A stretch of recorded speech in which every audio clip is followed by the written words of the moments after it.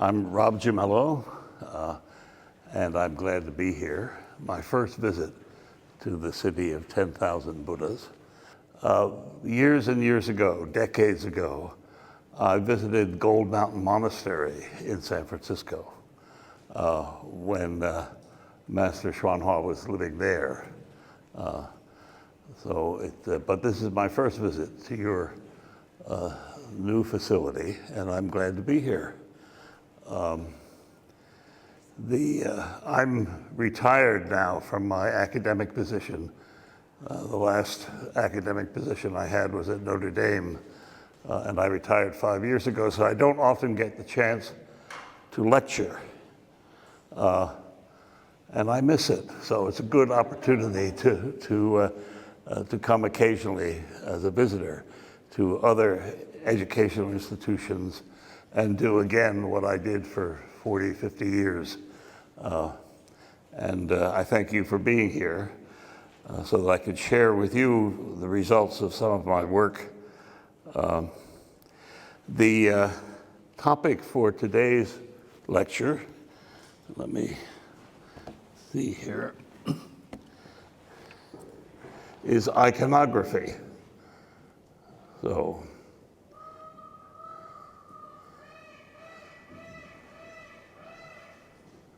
now there's the peacocks I hear, right? Right. That's not applause, that's a peacock, right? Okay.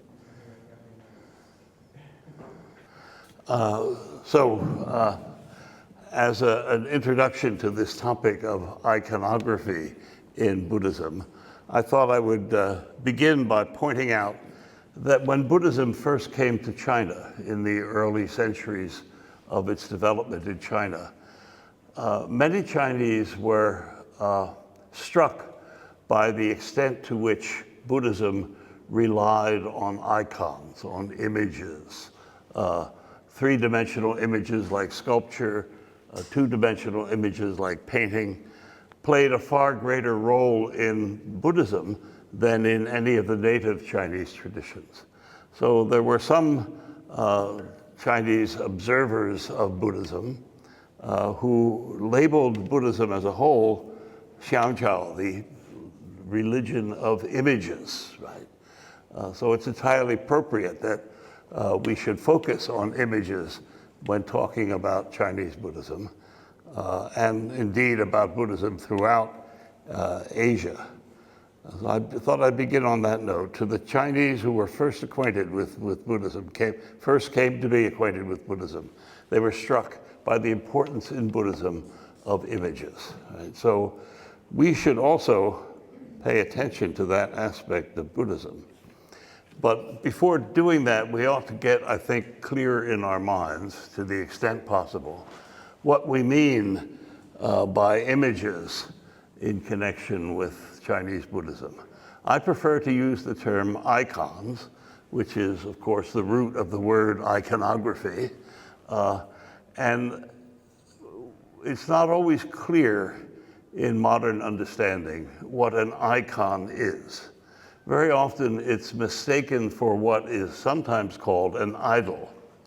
As you probably know, when Westerners first came to Asia and encountered Asian religions like Buddhism and Hinduism, they often called them collectively idolatry, right? Which was not a compliment in the mind of the European observers.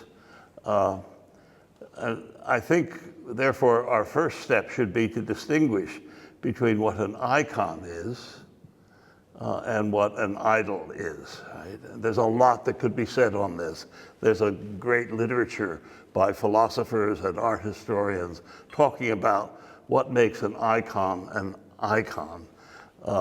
and what distinguishes it from what is sometimes called an idol. Among the things that can be said about that distinction I've mentioned here, one of the things I think you have to say to clarify the difference between icons and idols is that idols are opaque.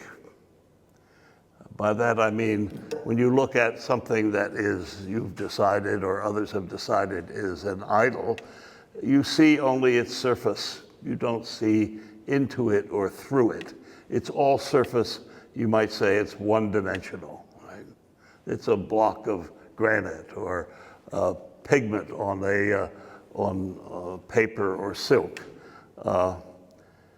Whereas icons, and remember, icon is a word that had a sacred value in other religious traditions, including Christianity, for a very long time. Although in some other religions, like certain traditions of Judaism and Islam, icons were forbidden. But in Christianity and in other religions, icons have been very important things. And what is meant by icon in those other religions where icons are important is that they are translucent. You can somehow see deeply into them or through them, right? They have some sort of depth rather than only surfaces that idols have. Another distinction to be made is between what are commonly called symbols and what are called signs. An icon is a symbol rather than a sign. And part of what I mean by that is to say that signs, when we speak of signs, we're referring to designs that refer to something other than themselves, right?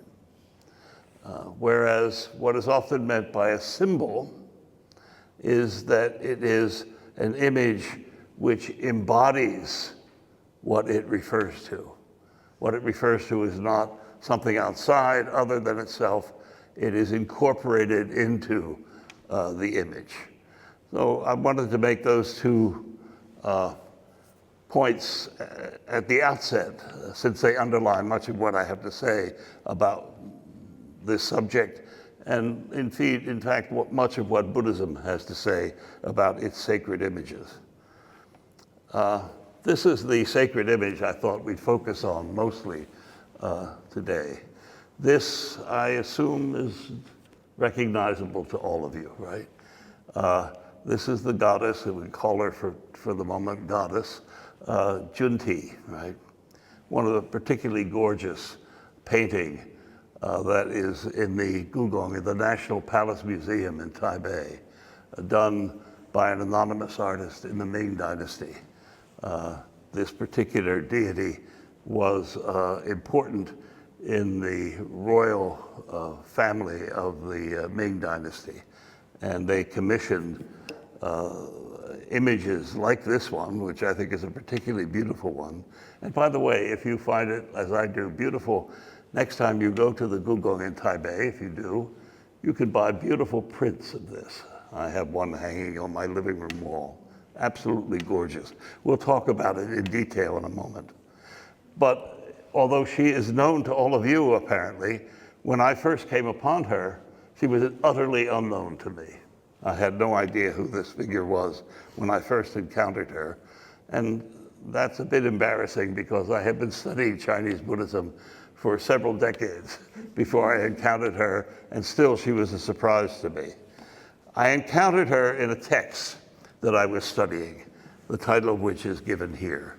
And perhaps this text may be known to some of you.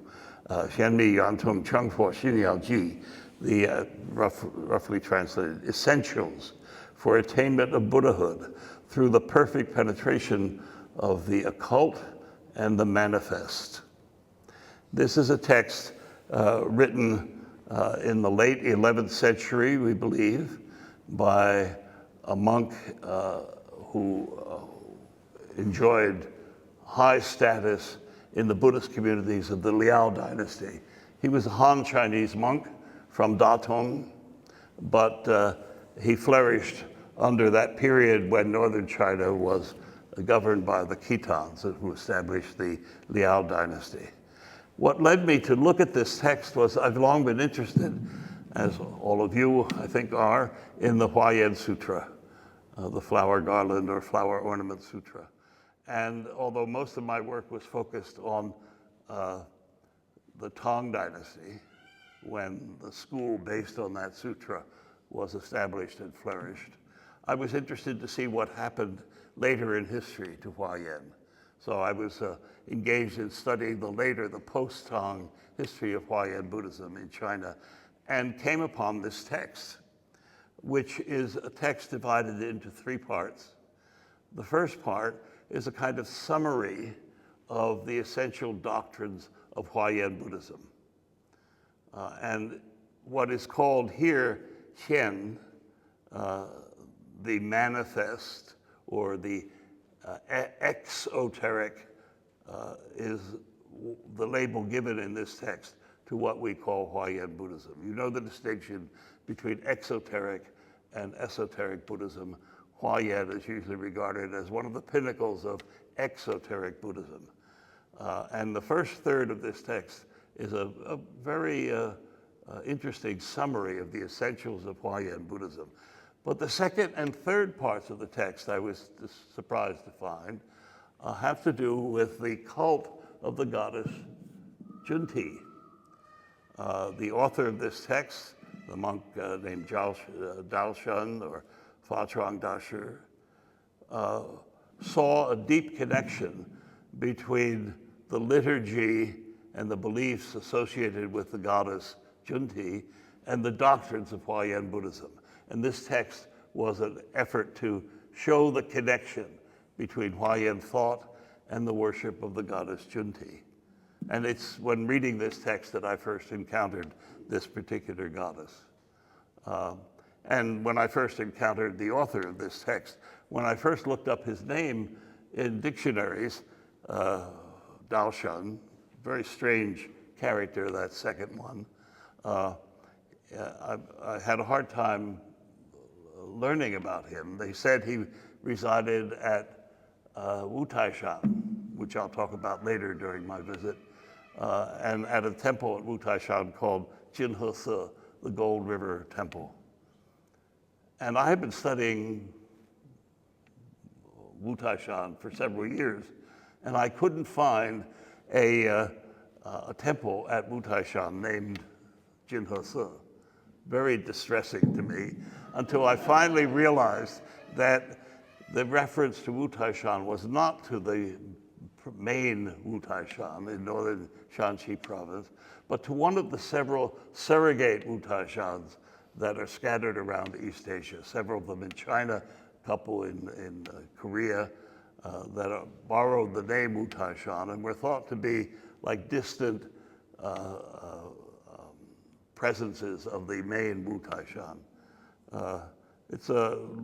At the time this monk lived, the border between the Liao and the Song was not easily passable. So the devotees of Manjushri and Wu Taishan, who lived north of that border, decided that a set of mountains a little bit southwest of Beijing should be designated Xiaowutai, right? And that's where Jinhe Se was located. So these are the kinds of little puzzles that keep scholars busy finding out what things really mean, right? That's where I discovered this goddess. But I learned that she was a goddess of wide reputation throughout the Mahayana Buddhist tradition. And maybe the first thing to say about her, or to introduce her to you, is to note what her name or names were. She was known, and her origin was in India, where she flourished particularly under the Pala dynasty, late 8th, early 12th century, early 13th century rather, the rulers of the Pala dynasty, who spread Indian culture and religion outside of India proper to much of Southeast Asia. More to say about that later. They were particular devotees of this goddess. And they called her, in their literature and their inscriptions, either Chunda or Chundi, and spelled it sometimes in various ways that I've mentioned here. When texts devoted to this goddess made their way to China and were translated to Chinese beginning in the 6th century, they chose the name Junti as their transliteration of the Sanskrit name. But even in East Asia, there were slight variations in her name that I've cited here. It's all the same goddess, but referred to by slightly different versions of her name. She's also important, although not a major figure, but known in Tibetan Buddhism, where she's known as Kuchema, right, or Lama Tsunda. Right? But she's also known reverently by a title or an epithet, which I've also given here. In Sanskrit, her official title, her honorific title, was Saptakoti Buddha Bhagavati, or maybe Saptakoti Buddha Devi, right? Which is, it's the use of that word Bhagavati and the word Devi that allows us to call her a goddess. Queen, divine queen is what those terms suggest in South Asia. So you would translate that title, I think, properly as the Buddhist goddess of the 70 million Buddhas. It's a strange title. And it's often misunderstood, was often misunderstood in the later history of Buddhism in East Asia because of the presence of the word mu in the Chinese translation of that title. The word mu, as you know, means mother. So many Chinese, seeing this title, referred to this goddess as the mother of 70 million Buddhas, right? But that's actually a kind of mistake, maybe not an important mistake, but a mistake nonetheless, because the word mu here doesn't really translate mother. It translates the term Devi or Bhagavati, was the standard Chinese rendering of those two Sanskrit words. So better to understand that as referring to her status as goddess rather than her reputation as the mother of countless Buddhas.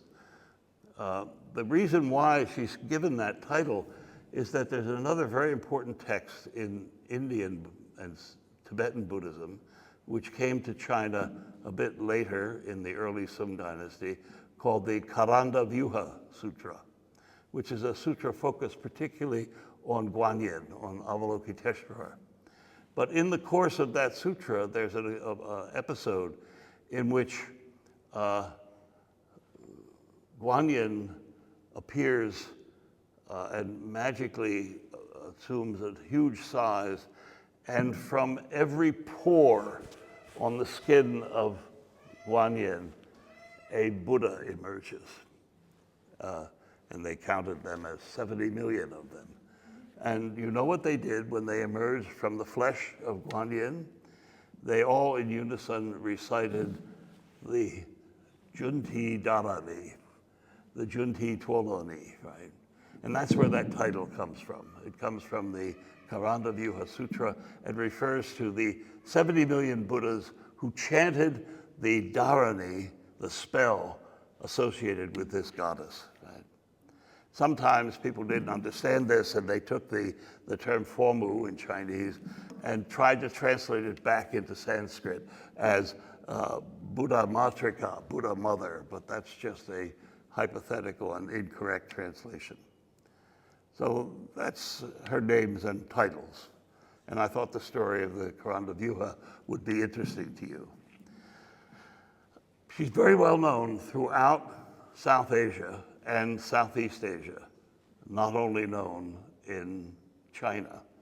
And the more I looked into her, the more I was surprised by how prevalent she is and how many images of her are found throughout India and Southeast Asia.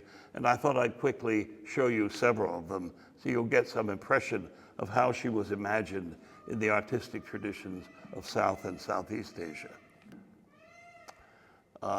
This is an 18-armed version of Cunti at Nalanda, right, the site of the great Buddhist university. There are various forms of this goddess.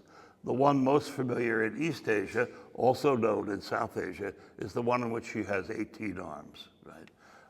And this is an example of that. And when I later pick one example of an 18-armed Cunti, I'll explain the various parts of this image.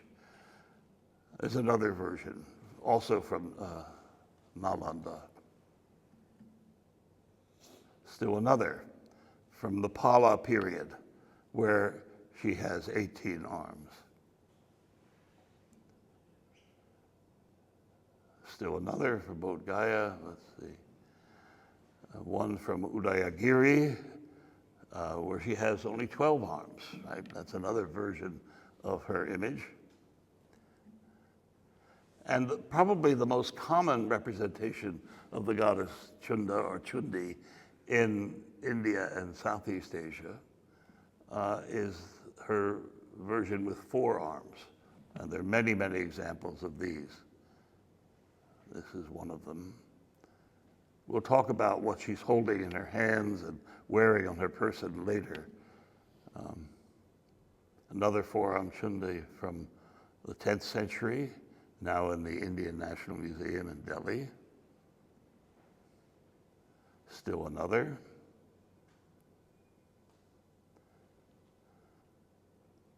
Yet another.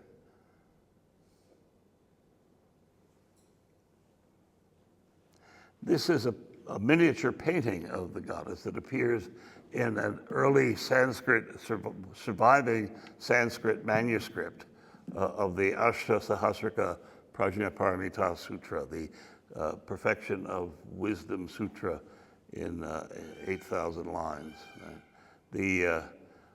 And it shows her, I counted them, there seem to be only 16 arms in this version. But she pops up in manuscripts like this. There are many instances. Still another where she has just 4 arms. Right. These Sanskrit manuscripts are found in various museums in Asia and in the West.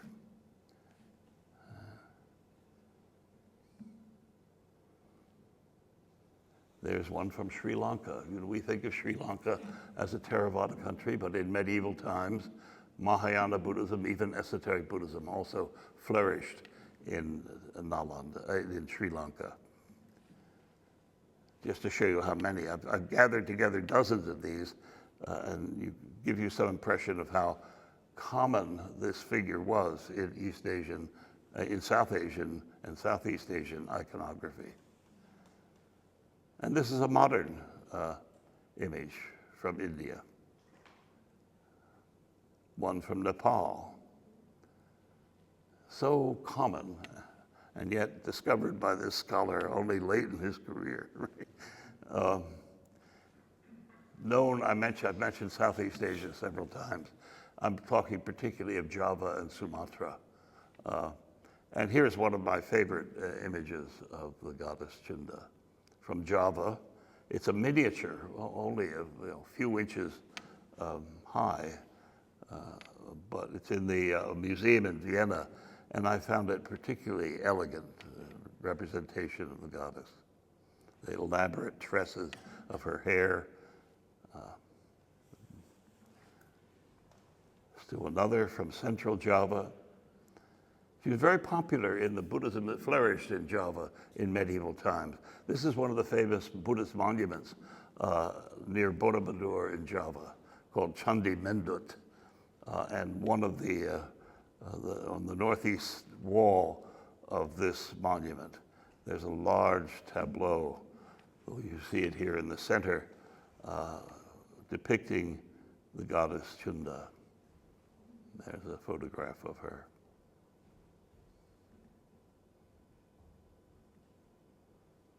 All right, now, moving to our more proper subject, her presence in Chinese Buddhism, just a few of the many examples of her representation in China. This is a hanging scroll, probably dated to the Sung Dynasty, maybe a bit later, that's in the National Palace Museum. Hard to see much in this image here, but a closer version of it. And let me begin to describe now some of the elements of this standard image of the goddess. She is seated on a lotus throne, and the stalk of the lotus is flanked by 2 deities, 2 minor deities, who are serpent deities. And they're depicted often in Chinese art as sort of half human, half serpent-like. You see these two figures dressed as Chinese officials, but their dragon's tails pop up on the side from the clouds.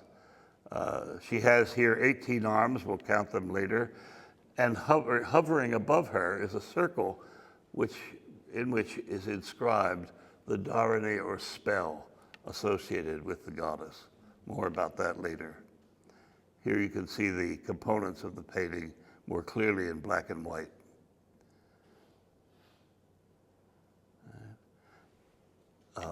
18 arms, each hand making a particular gesture or holding a particular ritual instrument.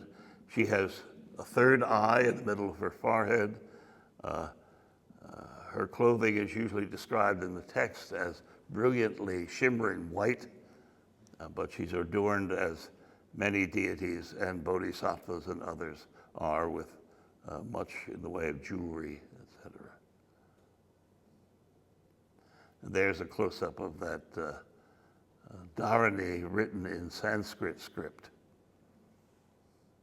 And there are those two serpent deities, Nagas, spirits. One of the interesting things I discovered, maybe this won't be of that much interest to you, but I found it fascinating. This goddess popped up in Europe very early on in the 17th century. You know, the Jesuits were active in China in the 16th and 17th century, and many Jesuits sent back artifacts from China to their fellow Jesuits in Europe.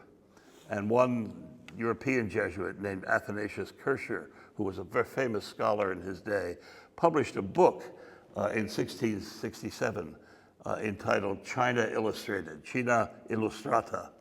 Right? And he included an image of Cunti, based no doubt on one of those scroll paintings I just showed you. He even tried to replicate, although not in circular form, the Sanskrit Dharani above her head. That she was known, at least to people who read this book, which was a very popular book when it was published, as early as the late 17th century, I found fascinating. But Kircher, the author of this book, didn't understand who she was, and he called her the Chinese Cybele, naming her after a Greek Egyptian goddess from Western mythology. And there you can see how close the Jesuit reproduction of her image is in its elements to the scroll you saw a moment ago. And there's the scroll we began with, which is, I think, one of the best artistic renditions of this goddess. Now, a word or two about the particulars of the image, if you're interested in these things. There's good reason to be interested in them, because in the text related to Cunti, each of these gestures or ritual items is given a particular significance by authors who wrote text in the cult of Cunti. Her two central hands form the Dharmachakra mudra, the preaching gesture that you often see in depictions of Shakyamuni. One hand on the right makes the have no fear gesture. And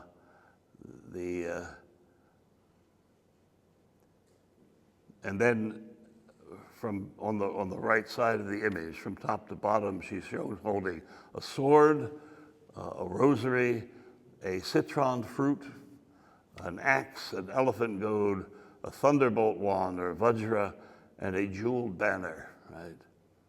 And on the left, again, top to bottom, she's holding a wish-fulfilling gem banner, a lotus blossom, a sprinkler, a cord, a wheel, a conch, a ewer or pitcher, and a book.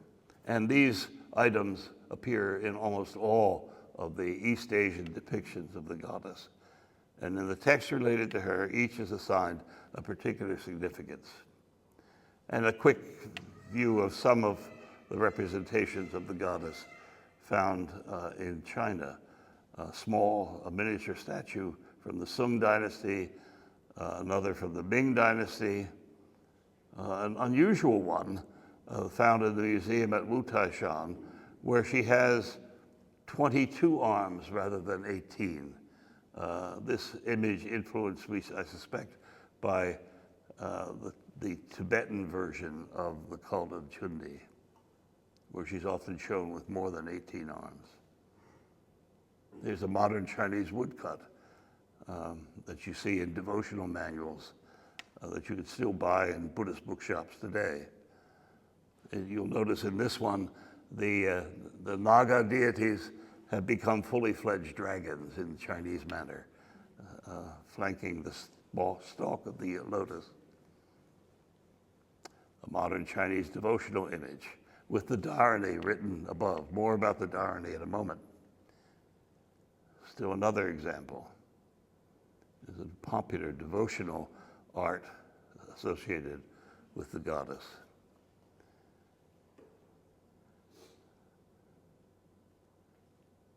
That image was made into a decal, which I bought when I was in Taiwan. And it's the kind of thing you put on the back of an automobile. And I did that with the car I used to own. I had a small decal of Cunti on the bumper, rear bumper. And once my wife and I were visiting Grand Canyon on vacation, and we noticed that when we returned to the parking lot that there were clusters of Chinese people all standing around my car pointing at the image. Right? So you can buy larger sculpted images of the goddess, not particularly beautiful in aesthetic terms, but ritually correct. If you have a lot of money, these are very expensive. This particular image, when I first found it, if you wanted to purchase it, would have cost about $20,000. So, and there are several teachers in contemporary Taiwanese Buddhism who perform the rituals associated with Cunti. And here is an incense ritual described in a Buddhist magazine. And more about those rituals later, incense or fire rituals. And you see that famous image from the National Palace Museum in the background of this photograph. Interestingly, this goddess became so important in medieval and early modern China that other religious traditions borrowed her, right? And certain traditions of Taoism sort of appropriated the image of Cunti and transformed her into a Taoist deity, identified with other Taoist female deities who are known by other names like Tianho, the Queen of Heaven, or Domu, Mother of the Seven Stars of the Northern Dipper, a goddess who in Taoism watches over human destinies, keeps registers of life and death, and is worshipped by those who seek to gain children, attain longevity, and ward off disease. And those features of Cunti's status, the devotion to her in order to ensure fertility and longevity and to ward off disease, were common in the Buddhist cult of Cunti and borrowed by the Taoist tradition. There's an example of her as a Taoist deity, Domu, how similar to the Buddhist deity. And some of you may know a traditional Chinese a novel called Fang Shan Yan Yi,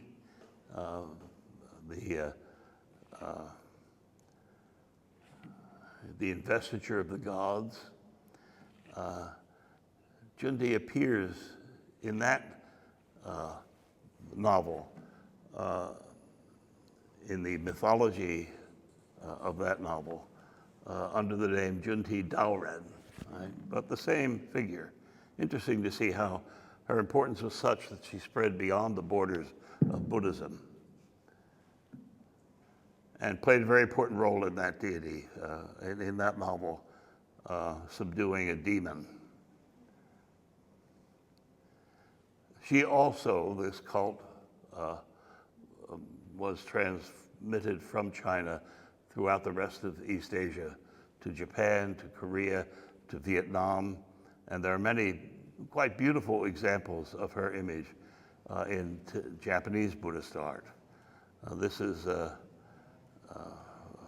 one of them. Others, gorgeous images. Let's go through them quickly.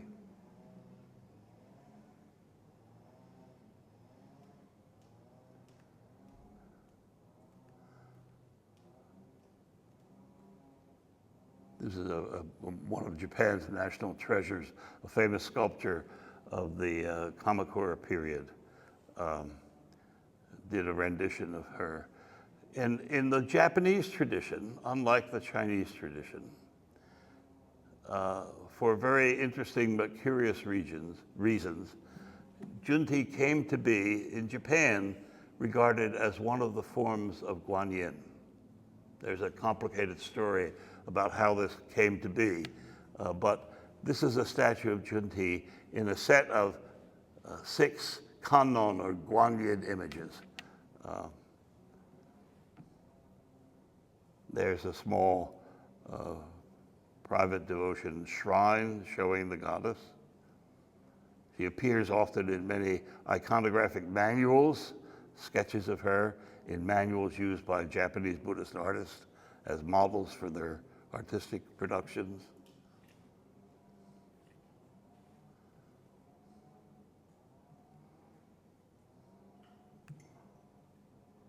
And art connected with her is still being created in modern Japan.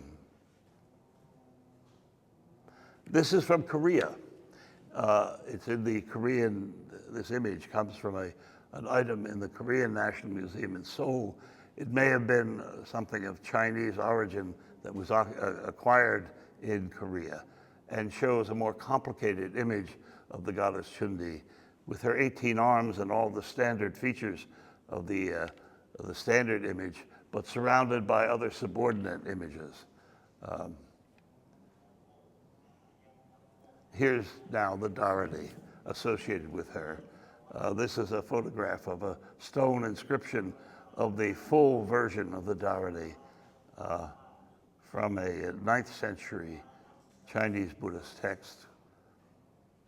We'll turn more about the Dharani in a moment.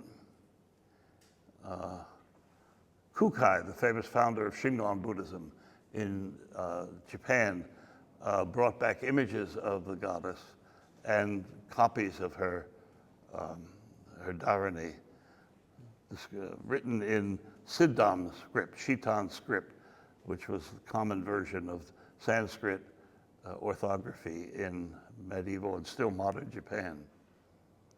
She continued to be important during the Qing dynasty. The Manchus incorporated her into the pantheon of deities who were regarded as important in Qing dynasty Buddhism. And she's known also in Tibet, where she seems to have acquired more than the standard set of 18 arms. Worshipped in Nepal. Here we have an unusual version, a tantric image, where she's shown with 3 faces and 4 arms. All right, so I could go on about this at great length, but I wanted to give you some impression of the variety of images and how widely spread her cult was. This is one version of her Dharani. There were several texts associated with Cunti and her Dharani translated during the Tang Dynasty into Chinese. This is one of them by Amoghavajra in the 8th century. And this is his version of the core Dharani, the spell or mantra, if you will, associated with the goddess in Amoghavajra's Chinese translation.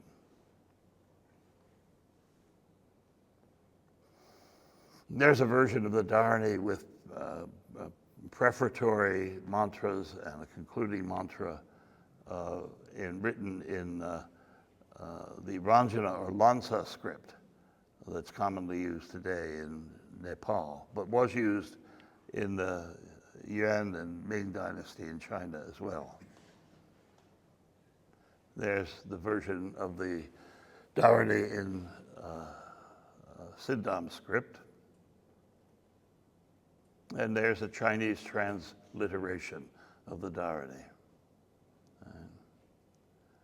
And a very unusual but interesting example of the full Dharani written in as though it were a single seal character by a modern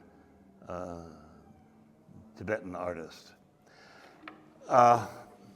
Before we get to the Dharani itself, I wanted to mention one other thing. In the ritual performances associated with this goddess, practitioners of devotion to her and of meditation focused on her used a handheld mirror, which they identified as a kind of handheld mandala. And there are many examples of these Cunti mirrors to be found from Sung, Ming, and Qing dynasty China. Some of these examples. This is from a book published by a collector of mirrors who included the Cunti mirror in his collection. And you see here what the mirror looks like facing front, the reflective surface here, and to the left of that is the rear side, the back side of the mirror, which has the Dharani in the back side inscribed in Chinese, in the front inscribed in Sanskrit. In the back, there's an image of Cunti, but she's not facing the viewer. She has her back turned to us. And to oversimplify a fairly complex ritual, I should point out that the practitioners of Cunti esoteric practice would hold those mirrors in their hands or place them mounted on a table before them and stare into the reflective vision, the reflective side of the mirror. So at first they would see their own image reflected back at them, but then rehearse in their mind a kind of visualization meditation in which their identities were somehow merged with the identity of the goddess, which is why she's shown on the reverse side of the mirror with her back turned to the viewer, as though by use of this mirror in a meditative context, the identity of the practitioner and the identity of the deity could be merged. In fact, the texts tell us that the relationship between the deity and the practitioner in the Cunti cult is very intimate. The Sanskrit, the core Dharani, which you saw a moment ago and I'll return to in a minute, has just a few syllables. And one of the practices involved in the cultivation of Cunti practice was a kind of visualization meditation in which the practitioner imagines the goddess facing him, breathing out the syllables of the Dharani, and they emerge from her mouth as breath in the form of Sanskrit letters. And the devotee inhales them, right? And then breathes them out. The deity who then breathes them out. A very powerful image of the unity sought between the practitioner and the deity, right? The merger of deity and practitioner in a ritual context. More examples of these.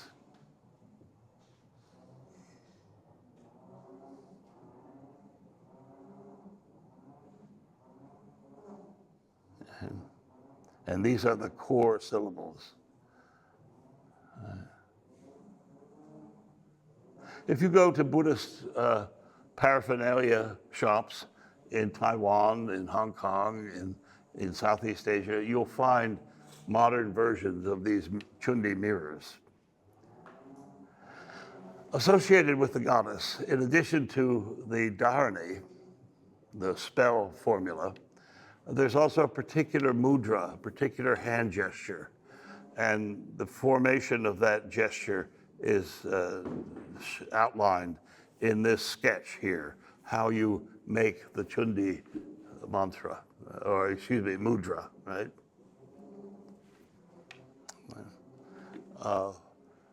Japanese monk who was one of my teachers when I was a graduate student from Mount Koya in Japan, Shingon monk, thank you, was very adept at making these complicated mudras. He looked very, very elegant. When I try to make them, it's very clumsy, but he could do it very easily and smoothly. It was a kind of hand dance that he did, right?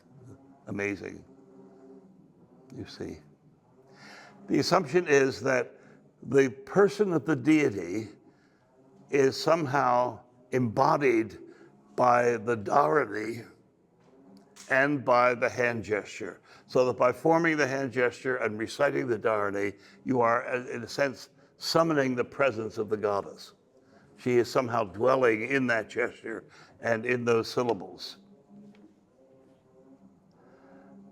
I won't go into this in detail, the history of the texts that are associated with the goddess.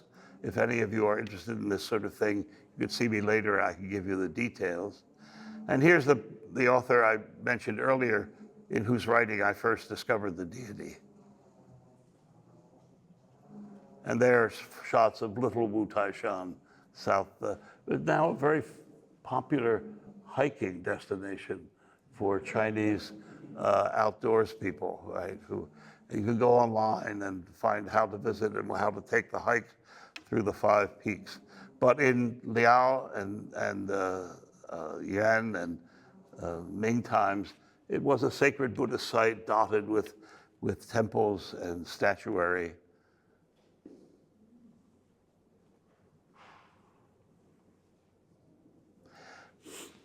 Let me see, I'm afraid that I'm going to talk too long, but let me just put out one other important version of the Cunti image. You know, in medieval esoteric Buddhism, right, Mijiao, right, sometimes called Tantric Buddhism in East Asia, there are 2 great mandalas, 2 great complex images populated by multiple deities. And the goddess Cunti was incorporated into one of those great mandalas, the so-called womb mandala.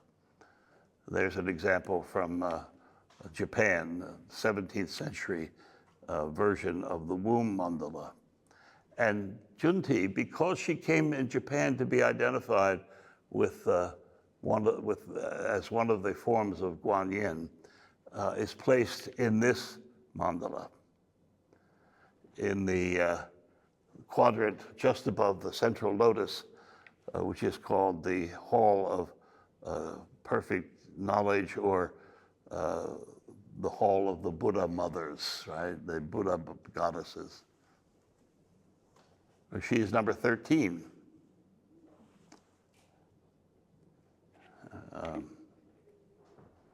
There in the center. This is a development that was peculiar to Japanese Buddhism, but one more example of the fertility of her cult. And as you know, some of these mandalas have the deities depicted by Sanskrit seed syllables rather than by anthropomorphic figures, and her seed syllable is Bu. I don't know if any of you have ever visited a temple outside south of Kyoto called Daigoji, a very famous Shingon Buddhist temple, where the deity is very important. And this is an aerial view of Daigoji, which is a temple complex in 2 parts, a lower part that you see in the foreground of this photograph, and at the top of this peak, a smaller complex of buildings called Upper Daigoji.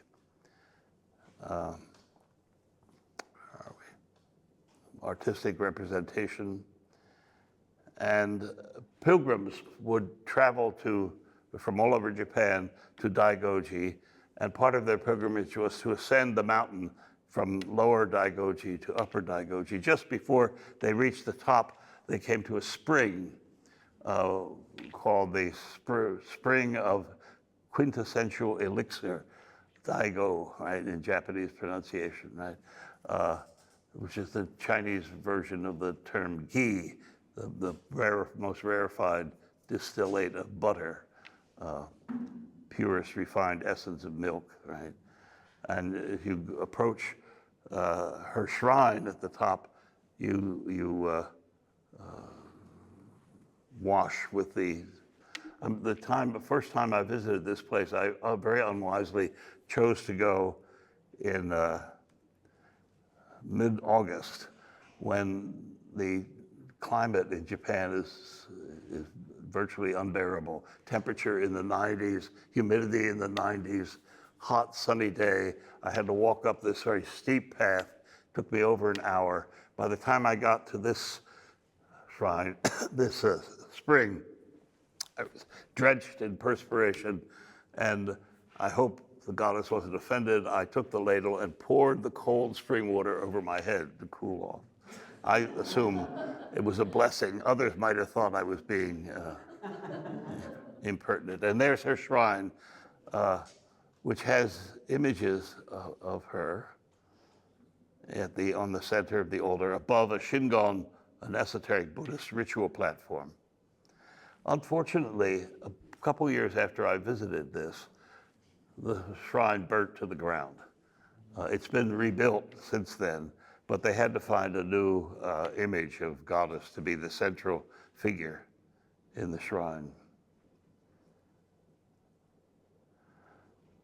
And because she was associated in China with Guanyin, she was one of the places that Daigoji was one of the places that people visited when they took the Guanyin pilgrimage. And when they make those pilgrimages, they took these images, printed images, as souvenirs. More to be said here. Well, one last thing.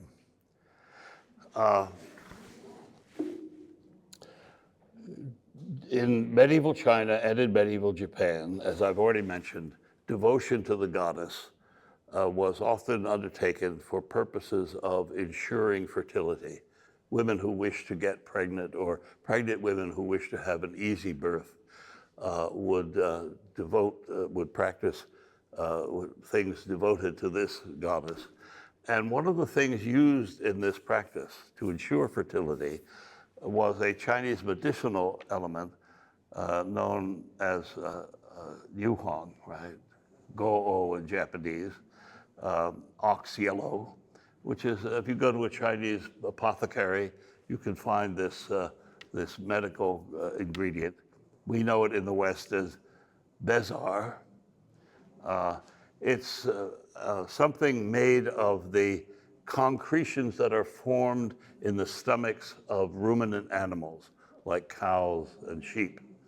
And these are examples of those concretions taken from the stomachs of cows, and they're ground up into a powder. And the powder is sometimes mixed with water to form a paste, and the pregnant woman would apply this paste to her vagina, actually, it's described in detail in the Japanese literature associated with this, to ensure that she will have an easy birth. And this association between the goddess Cunti and the birth of children goes all the way back to India, where the cult of the goddess first began. This is another image of Cunti from Java, central Java, but it has an inscription in the back in Sanskrit, which I've given here. And in English translation, the inscription says, excuse me, says, Om, O divine excellence, O highly, highly, very highly pure goddess. And then the Sanskrit formula, hum, hum, pat, pat, Om, O she of the divine gaze, protectress of the womb, one of the roles assigned to this deity, attractive one, hail to those who are yours. So this association between the goddess and the fertility and safe birth is one of the constants of the cult. skip some of this.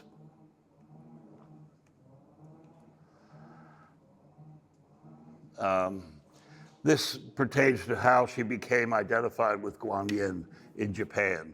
And when Westerners first began to study this kind of Buddhism, they would, following Japanese information, they would say, well, Cunti is a form of Guanyin.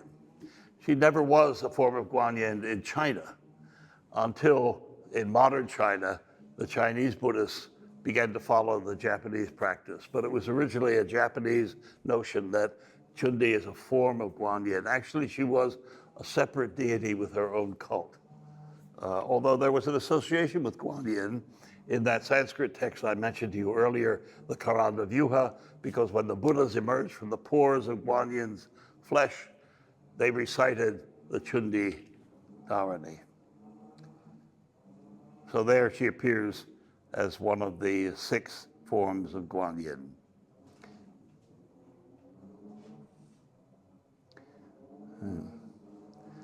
So you have a version here of it's called the 6 Guanyin, but one of them, the 7th, is Cunti. Here is a depiction of the cult of the goddess on the frontispiece of a text associated with her deity from the Qing, this deity from the Qing dynasty. And you see on the left in this depiction an image of a devotee standing with hands folded, gazing at the image of the goddess with all of the standard gestures and regalia, seated on the lotus, flanked by the serpent deities. Very important figure in the Buddhism of the late Ming dynasty and the early Qing dynasty, when her cult flourished. And she's still part of popular religious culture in contemporary Chinese Buddhism. This is a photograph of a Cunti pageant that was held on a stage in a theater in Taipei, where people are performing as a kind of ballet some of the movements of the goddess. You see. I wish I had an example that they have a video of this, where the dancers lined up one behind the other, move their arms. It's a magical thing. It shows you how much a part of popular Buddhist culture she still is even today. And she's even, unfortunately, made it into manga culture, right? And here are images of the goddess in modern manga, comic books, right? So those are a few examples of this goddess, but I revert at the end now to the points I made at the very beginning. Why is this goddess, and especially her image, so important in Chinese Buddhism? I think and in East Asian Buddhism generally, because it provides a concrete condition for practices, meditative practices and devotional practices. It's often hard to draw a sharp line between meditation and devotion, in which the devotee or the practitioner merges his or her identity with the goddess.